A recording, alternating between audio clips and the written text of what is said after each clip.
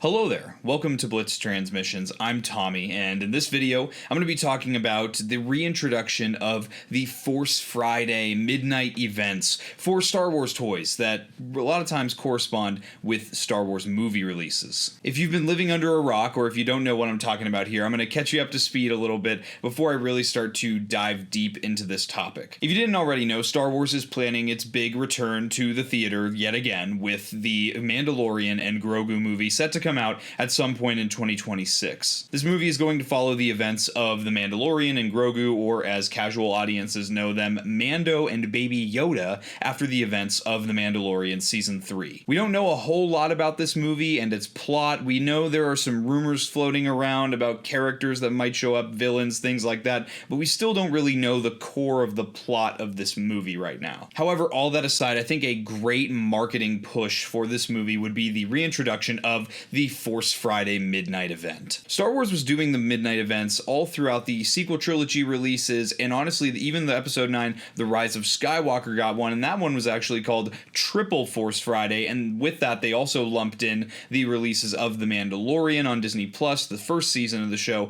and they also included the Jedi Fallen Order video game release. It's a fun marketing strategy, and as a collector that didn't get into the hobby heavily until after The Rise of Skywalker came out, it's something that I, along with many other people who, especially joined the hobby once COVID came around, never got to experience for themselves. Now, you might be sitting here wondering, why should I care about a Force Friday event? Why would it be something that would be a good decision for Star Wars and, Lucasfilm, Hasbro, other companies to make right now? And I think a big part of that is Star Wars kind of going back to its roots. We've been seeing that a little bit recently with them kind of pulling back the reins a little bit on how hog wild they've been going with the pure volume of media. Just a couple years ago, we were getting like 3-4 series a year between animation and live action, and it was a lot to keep up with, and I think that over time things really got diluted and things kind of got watered down, and I think that because of that, Disney and Lucasfilm have made the smart decision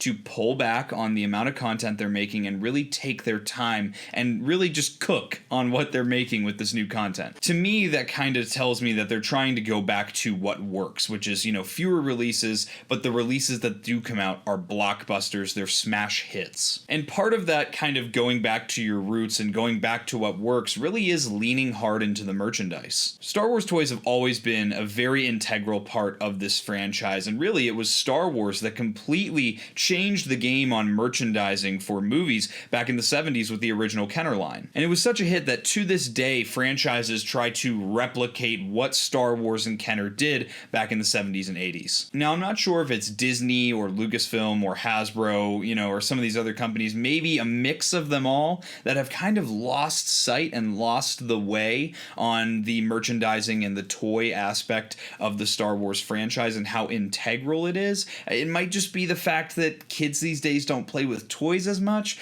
I don't know what it is. I can't exactly put my finger on it, but what I can say is that definitely somewhere along the line, that idea, that vision has been lost. And if you want to talk about Star Wars kind of going back to its roots, I think it's also important to mention that I think that Star Wars needs to lean into what worked in the past. Something that I will blatantly say I'm not a fan of is the type of influencer that Lucasfilm and Disney choose when they're picking celebrities and guests and internet guests to come to their red carpet events for their projects. A lot of times the influencers that they choose, while very popular and a lot of times associating and identifying themselves with nerddom and Star Wars, they don't have any interest in the merchandise or the toys. And this is something that my friends and I have had a lot of conversation about. Most recently, I've been talking with my friends over at the Sarlacc Digest podcast on our show Toy Chest that I do with Scott Solo, Darth Moocher, and Alexander Storm from the Shadow Nose Network. Make sure to go check out those channels, by the way.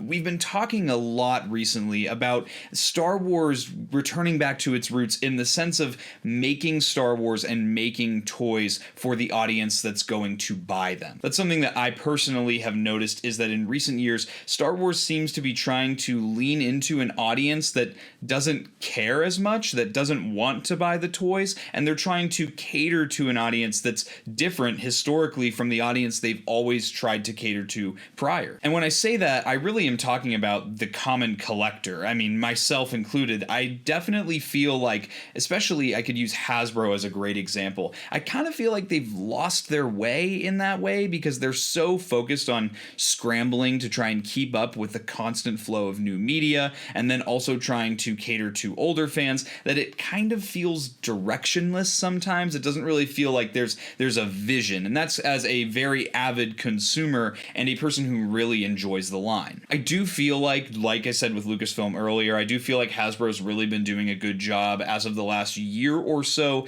of kind of changing what they're doing and trying to return to form. However, I do think that no matter what these companies try to do, they're gonna get hurt if Lucasfilm keeps trying to lean into an audience that doesn't care to buy the products. And really, I think it begs the question, like, does Disney not know who they're making Star Wars for? Do they not know what audience they're trying to target? And if they do, I don't think they're doing a very good job of it. So looking back at the history of Triple Force Friday, leading up to this video, like I said, I've never had the opportunity to attend one myself. Really, I just listened to the pipe dreams of older collectors who have gotten to go to them, and I watched some YouTube videos as well. Definitely check out Pixel Dan's videos on his YouTube channel. I really enjoyed watching those. Just looking at the vibe and the excitement of these events, I think it was really smart. It was a great marketing strategy. It was a great way for, Lucasfilm and Disney to partner with major retailers like Target, Walmart, and Toys R Us at the time that it was still open here in the US,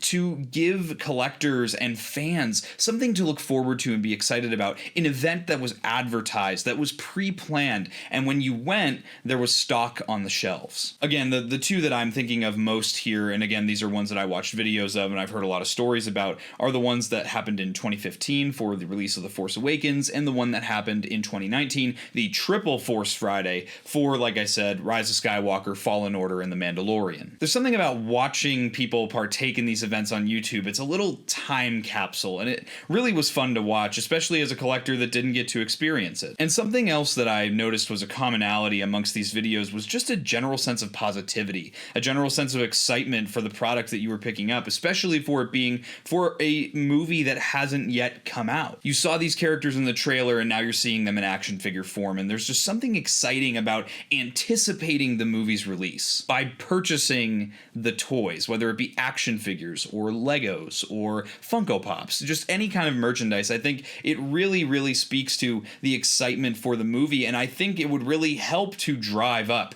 excitement for the movie by doing that. Now, one of the big questions here is, can it happen without Toys R Us? And I would say yes, obviously, because even though Toys R Us used to be the juggernaut, especially when I was growing up, the juggernaut of the toy store industry, it really, I think that Target and Walmart can fill those shoes. Especially Target. I saw lots of videos from the Triple Force Fridays of just Targets with entire sections specially designed for Triple Force Friday, end caps, whole entire sections in addition to the end caps in another department. They really did a good job of stocking the shelves, getting the product from the companies, and putting it out and making it look good, and it was exciting to see. I think as far as doing a Force Friday style event for the Mandalorian and Grogu movie, I think there are a couple hurdles that either Lucasfilm or Disney or Walmart or Target or Hasbro or Hot Toys, any company in this giant umbrella need to tackle. The first one here being that this needs to be a planned event. This needs to be something that's planned well enough in advance so that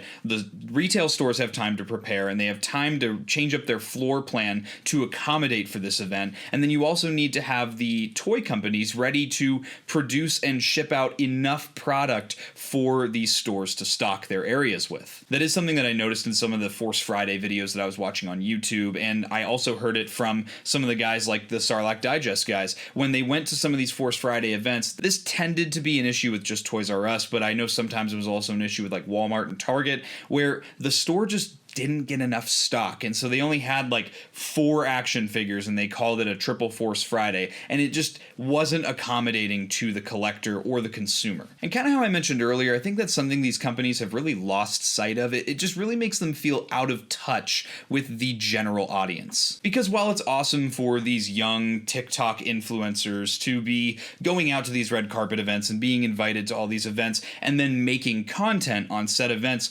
these are not the people that are encouraging you to buy the toys, that are making reviews on the toys. I'm not saying that I should be the person that gets invited to these events, but I would say that I'm definitely a little bit more of the type of person that would buy the Star Wars toys than some of these influencers are. Something I've noticed is that with my generation, you know, people in their mid to late 20s, there has been a huge surge in the collecting world, not just Star Wars, but every franchise. Almost every person my age that I know, regardless of demographic, are collecting something, whether it be action figures or Funko Pops or Hot Toys or, you know, any sort of collectible. Everybody is collecting something. And it's been really interesting to see this resurgence in collecting physical action figures, physical products. So I think there's definitely a demand and a market, and I think that you could generate a lot of excitement, not just for new toys, but also for the upcoming movie. This is something that could be mutually beneficial to Disney and Lucasfilm and your toy companies like Hasbro and other companies like that. I think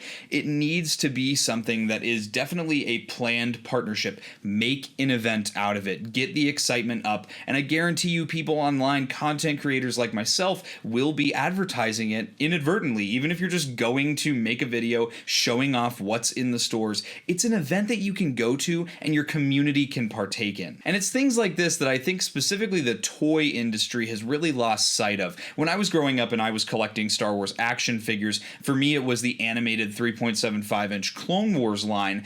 For me it was a lot of fun to gather up all the things you needed for a mail-away figure, or it was really exciting to get the multi-packs and the vehicles, and constantly they were trying new things. They were thinking outside of the box, and they were giving you a diverse palette of characters while also making everything seem very cohesive and very exciting. And you know, sometimes that's the issue too, and I think that that's a frustration I have myself, is seeing how much negative energy there is towards anything new. Yes, we as the collecting community and as the general Star Wars community have definitely gotten burned a time or two by some of this new Star Wars media, and some things have left us a little more jaded than others. But I think that it's exciting still to look to the future, and I think honestly that the Mandalorian and Grogu movie is a perfect way to do that. The Mandalorian and Grogu are two of the most universally identifiable characters to both the casual audience and to any Star Wars fan. And the Mandalorian is generally very well received by the Star Wars community. I mean, season 3 is kind of a mixed bag for some people, I guess, but for the most part, seasons 1 and 2 are genuinely very, very beloved by 99% of the fandom. You have two of the most marketable characters ever to exist in Star Wars. It would be a miss to not do a Force Friday event for this movie. And I guess my final point here is, you know, this hobby of collecting, it's supposed to be fun. Star Wars is supposed to be fun, and I think that a lot of times we tend to lose sight of that fun, and we tend to lose sight of the things that we love about this franchise. You know, whether it's refusing to buy anything that comes out from newer Star Wars media because you're just obsessed with the stuff that you grew up with, or, you know, nitpicking every single release. You know, the second a new action figure gets announced, going and looking up encyclopedia pages and reference photos for the character and trying to find something wrong with it. I think that the collecting community really needs some fun back in the hobby, and I think a Force Friday event is just the kind of thing to really bring some fun and engagement back into the hobby. Because I'll be honest, I love collecting. If you can't tell from what's behind me, I absolutely adore this hobby, and this hobby and the community that I've garnered through this hobby are some of my favorite things in my entire life. You know, I value this stuff and this community so much, and I want this community to have a positive, happy feeling when they're participating. I think the best way to summarize all this is, you know, not just the collecting community, but the Star Wars community at a broader scale, takes things a little too seriously from time to time. And I think that we really need to have that return to form. We need to bring back that fanatical love for Star Wars, rather than every conversation having to be about, well, it's this. I like Star Wars, but this. I like Star Wars, but that. Just focus on what you love. And I guess it's that kind of, intellectual, highbrow mentality that we try to apply to collecting toys that I guess I kind of can't get with all the time. And I really truly think that in order to change the attitude and the outlook on the hobby and the community, participating in events like this just kind of naturally bring you that joy. It's hard to explain, but like if you've ever been to a Star Wars Celebration or an ICC con or, conventions where everyone around you just genuinely loves the same thing that you love, it's infectious and everybody just kind of brings out their good side and their happy side in that moment. And I think a Force Friday event for the Mando and Grogu movie specifically would be a great way to, one, garner some support and some hype for this upcoming movie, and two, a great way for the businesses to generate some profits before the movie comes out. I know there's the argument out there of, well, I'd rather wait till after the movie to get my toys, but that's just not the way that Star Wars has gone historically. I really only see positives to bringing back the Force Friday event for this movie, and I would be really upset and disappointed to see it not return, as this would be the first time that there hasn't been one since the origins of the sequel trilogy back in 2015. So here's hoping, fingers crossed, this is my pipe dream, that there will be a Force Friday for 2026 with the Mandalorian and Grogu movie. Be sure to let me know your thoughts on this. If you think I'm stupid and you think that Force Friday is the dumbest thing to ever exist, be sure to let me know in the comments. If you think it's a cool idea and it's something that you'd be excited about, make sure to also let me know. I'd love to have conversations with you guys in the comment section. And with that said, guys, I hope you enjoyed this video. If you did and you're not yet subscribed, subscribe to Blitz Transmissions. I've got awesome Star Wars content coming out all the time. If you are an ARC Trooper in my Patreon, you would have seen this video early. If you'd like access to early content, monthly giveaways, and more awesome benefits, make sure to check out the link to my Patreon in the description below. If you're a fan of the reviews here on the channel and you would just like to support the channel in an above and beyond way, you can also check out my channel membership. Rancor Battalion gives you exclusive badges as well as early access to all my reviews on the channel and the ability to vote on what I review next. And in addition to that, you can also check out links to my Discord and all my social media in the description below. Guys, I hope you enjoyed this video. I'll catch you for the next one, and may the Force be with you. Breaking off. All units, fire at will. 1-2, pick a target. Too many, Captain. Watch your stabilizer, Gold 6. Anybody cover me. I got 2 vultures on my tail. Gotta hold them here. Watch your left. I can't shake them. I'm hit. Where's our reinforcements?